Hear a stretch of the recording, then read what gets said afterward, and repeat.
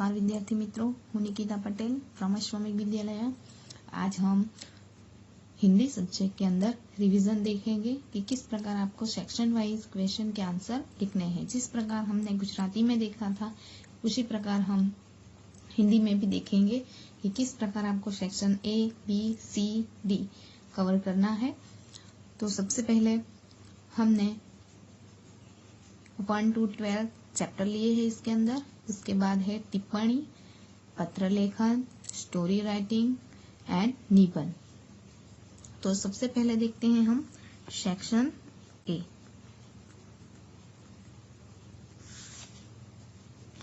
तो section A के अंदर पहले गद्य विभाग, यानी कि आपके जो पार्ट है, चैप्टर है, उसके क्वेश्चन आंसर आएंगे। तो सबसे पहले आपको पहला प्रश्न है कि निम्नलिखित प्रश्नों के नीचे दिए गए विकल्पों में से सही विकल्प चुनकर उत्तर लिखिए। 2 मार्क्स में आएगा।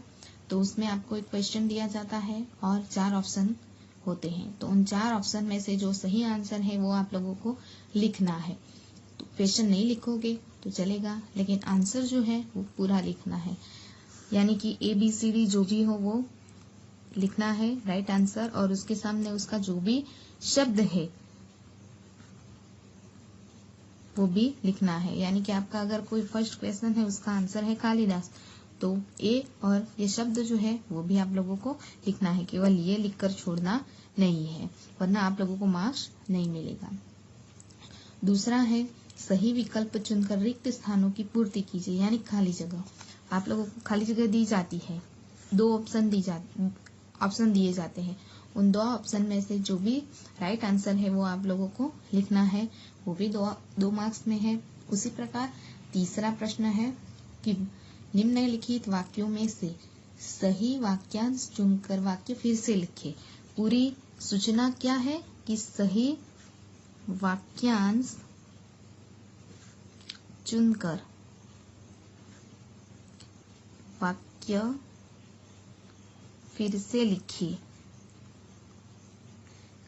बहुत सारे स्टूडेंट ऐसे हैं, ये भी आप लोगों को 2 मार्क्स में आएगा, कि वो क्या करते हैं कि जो आंसर है वो आंसर ही केवल लिख देते हैं, पूरा प्रश्न और उसके साथ फिर से जो आंसर है वो लिखते नहीं है। तो आज मैं आप लोगों को दिखाऊंगी कि ये प्रश्न आप लोगों को किस प्रकार लिखना है।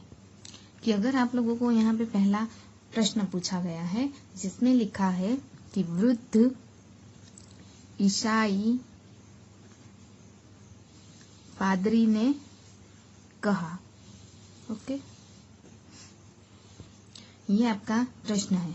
और इसके बाद आप लोगों को यहाँ पे ABCD 4 प्रश्न के ऑप्शन दिए हैं।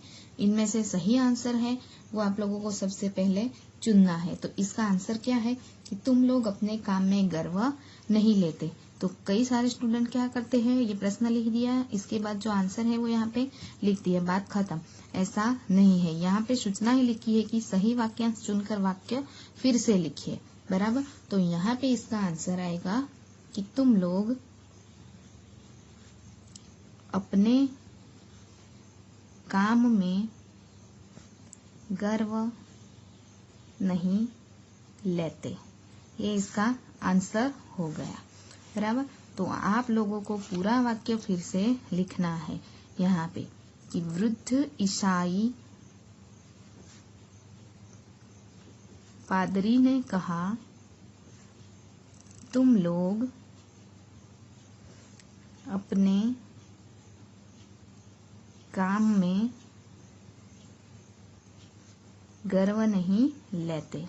कि इस प्रकार आपने लिखा होगा तो ही आप लोगों को 1 मार्क्स पूरा मिलेगा, वरना ऐसे ही लिख दिया होगा तो हाफ मार्क्स ही मिल सकते हैं।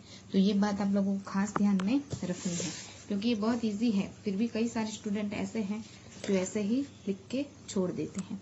इसके बाद आएगा एक वाक्य में उत्तर।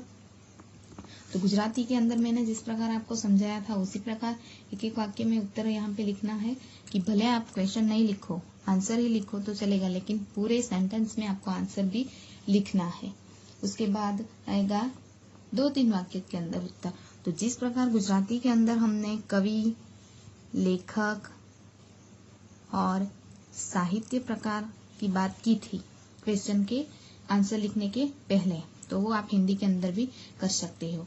कि आपको कवि लेखक का नाम पता हो तो वो आप लिख सकते हैं, उसका साहित्य प्रकार लिखना है और उसी के बाद आपको आंसर लिखने की शुरुआत करनी है। तो ये इसके अंदर सेक्शन ए और सेक्शन बी के अंदर सेम पैटर्न में आप लोगों को प्रश्न पूछे जाते हैं कि पहले सही विकल्प वाले प्रश्न, उसके बाद रिक्त स्थानों की पूर्ति कीजिए, उसके बाद सही वाक्यांश चुनकर फिर से लिखिए, एक वाक्य में उत्तर, 2-3 वाक्य में उत्तर और 4-5 वाक्यों में उत्तर। तो आपका सेक्शन ए और सेक्शन बी इसी प्रकार कंप्लीट हो जाता है। इसके बाद आएगा सेक्शन सी। तो सेक्शन सी के अंदर आएगा ग्रामर। ग्रामर के अंदर आपको कहावत आ सकती है, कहावतें आ सकती है। उसके बाद शब्द समूह, शब्द समूह के बाद आएगा संधि जोड़ो, संधि छोड़ो, बराबर। उसके बाद समानार्थी, विरोधी, मुहावरे आदि आदि। इसके बाद भाववाचक संज्ञा, कर्तृवाचक संज्ञा और विशेषण, ये भी आप लोगों को पूछा जाता है ग्रामर के अंदर। तो कई सारे स्टूडेंट को इनमें तकलीफ है, तो आज हम थोड़ा थोड़ा देख लेते हैं रीजन के अंदर कि ये आप लोगों को, ये तो आप लोगों को पता ही है, लेकिन ये किस प्रकार करना है वो हम एक बार देख लेते हैं। तो सबसे पहले देखते हैं हम भाववाचक संज्ञा।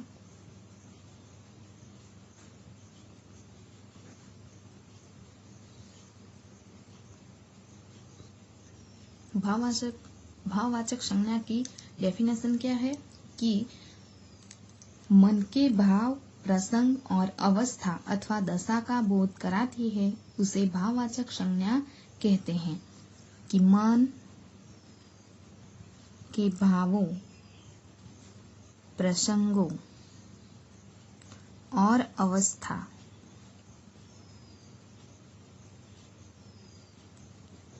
का बोध कराती है, उसे भाववाचक संज्ञा कहते हैं। कि भाववाचक संज्ञा जो है उसे हम देख नहीं सकते, सुन नहीं सकते, स्पर्श नहीं कर सकते, बल्कि केवल महसूस कर सकते हैं, बराबर।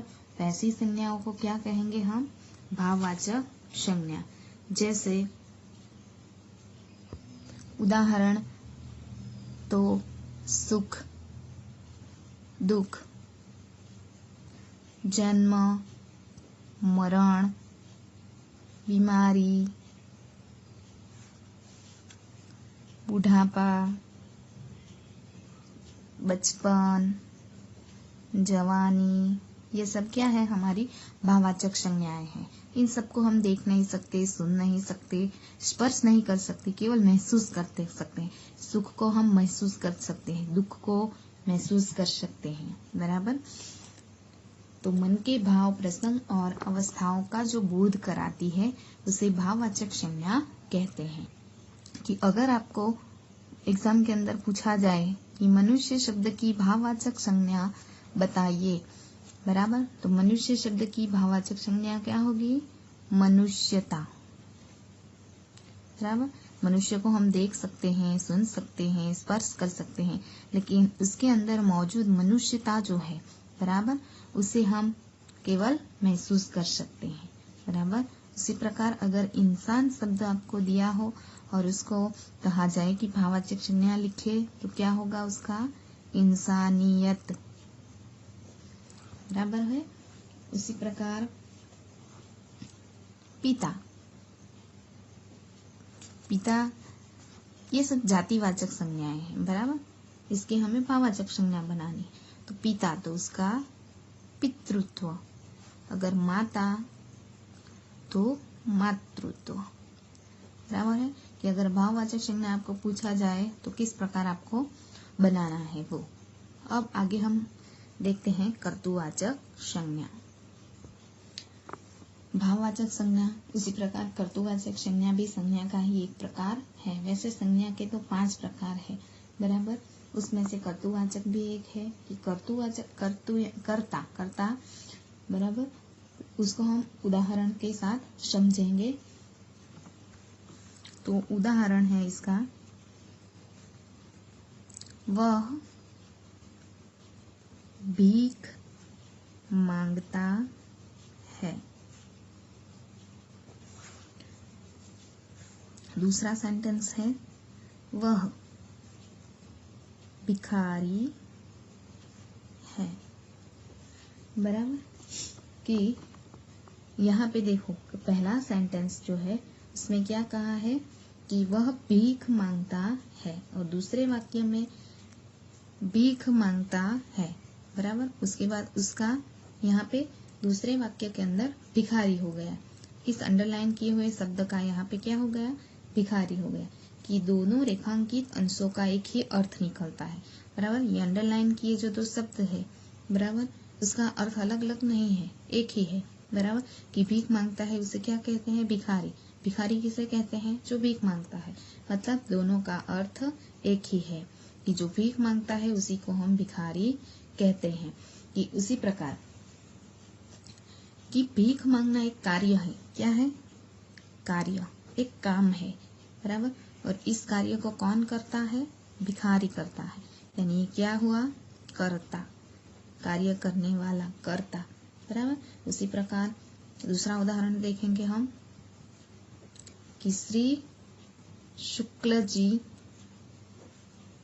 हमारी परीक्षा लेंगे। दूसरा, श्री शुक्ल जी हमारे परीक्षक बनेंगे।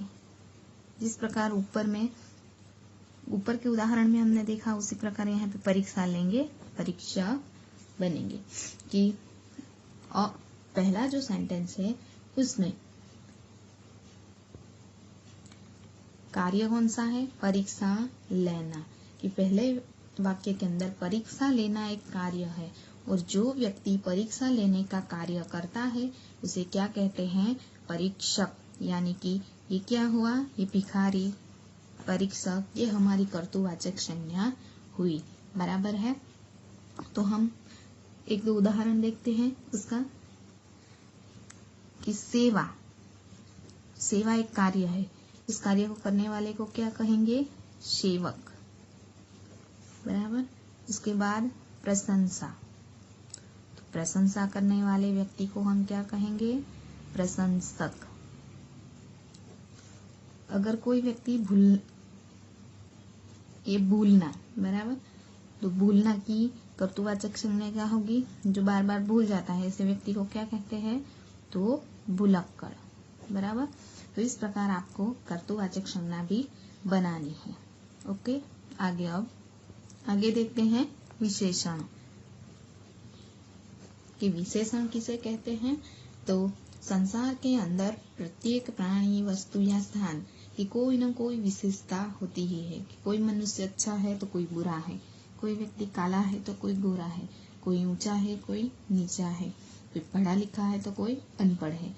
उसी प्रकार ये हुई मनुष्यों की बात। तो वस्तुओं के अंदर भी कोई चीज सस्ती है, कोई महंगी है, कोई रंग बिरंगी है तो कोई सीधी सादी है। तो ये सब क्या है, उनकी एक विशेषता है, बराबर। तो विशेषण बहुत ही इजी है कि संज्ञा की विशेषता बतलाने वाले शब्द को विशेषण कहते हैं। कि संज्ञा यानी नाम, संज्ञा की विशेषता बताने वाले शब्द को क्या कहते हैं, विशेषण। कि एक उदाहरण लेते हैं कि यह पुराना किला है। तो इस सेंटेंस के अंदर किला शब्द जो है वो क्या है, संज्ञा है। इस संज्ञा की विशेषता क्या है कि वो पुराना है, बराबर है। तो संज्ञा की जो विशेषता दर्शाता है ऐसे शब्द को हम क्या कहेंगे? विशेषण कहेंगे। बराबर है। तो विशेषण किसे कहते हैं? संज्ञा की विशेषता दर्शाने वाले शब्द को विशेषण कहते हैं। बराबर है। तो ग्रामर के अंदर ये सब आपको पूछा जाएगा। अब इस वीडियो में हम इतना ही देखते हैं। सेक्शन डी का रिवीजन हम नेक्स्ट वीडियो में देखेंगे। Thank you.